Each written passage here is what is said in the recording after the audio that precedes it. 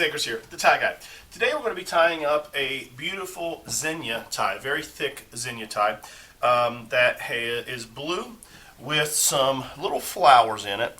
And the flowers, I don't know how much you can see on the camera here, but there will be close-ups on my Instagram, tie guy James Akers Instagram. But it's a blue tie. It's got a lot of texture to it. It's not screen print. It's a textured tie. It has little flowers made, has like a navy blue outline with little brown petals and little yellow little dots. So we're going to be pairing up the yellow shirt, and it just pulls the yellow out of the tie.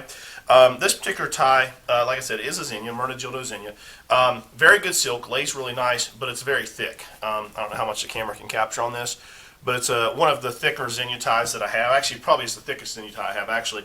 And I have tied this one before. We'll be tying it here again for you here in just a minute today. The thing about Zegna's thicker ties is they still tie a really nice knot. So for the challenge day, I've decided, or just to prove that today, I've decided to wear it with a button-down collared shirt. So this is a pointed collar that buttons down. Now typically with a button-down shirt, I wear thinner ties because they tie a tighter knot. But I know how Zegna ties tie, so I know I can get a tight enough knot, even with this thick of a tie, to fit nice in this pocket here. So let's tie it up, see what it looks like. So let me find my spot real quick.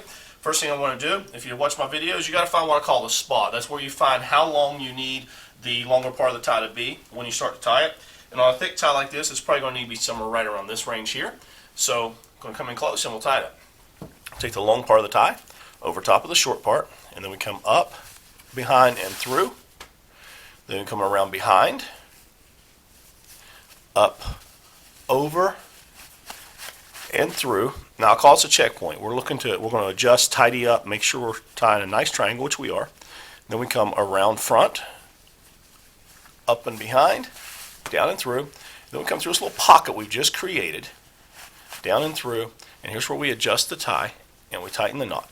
Now, I think I may have tied this a little bit short. We're going to see when we tighten this knot up. I think I got to go a little bit longer than that. I haven't tied this tie in a while. You know, I've got a huge collection of ties, and so I try to switch them up a little bit. Now, let me show you something real quick. A lot of guys would be okay with this. I'm not. So I tie this tie, and it comes up above my belt. See that? That looks absolutely terrible. Do not do that. Don't let your tie be above your belt. So you know what we do? We retie the tie. No big deal, right? We just retie the tie.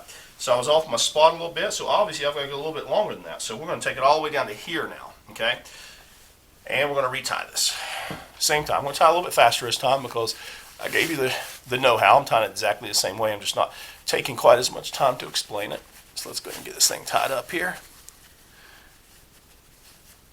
Always look at my checkpoint. Always make sure my checkpoint looks good.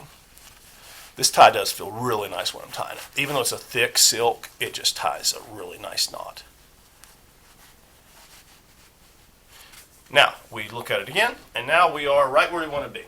This overhangs the top of the belt buckle, and I can tighten this knot up a little bit and get a little bit more length there. Absolutely perfect. And let's pull this collar down. I'm going to show you what I was talking about. Normally a thicker tie, you want to stay away from button-down collars. But when you know the quality and the brand of the tie, when you know that even though it's thick, it's a really good silk. Stefano Ricci's another example there, or Kiton.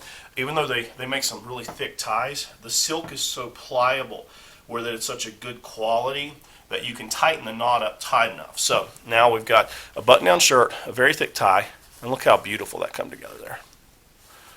Look at that. Absolutely perfect.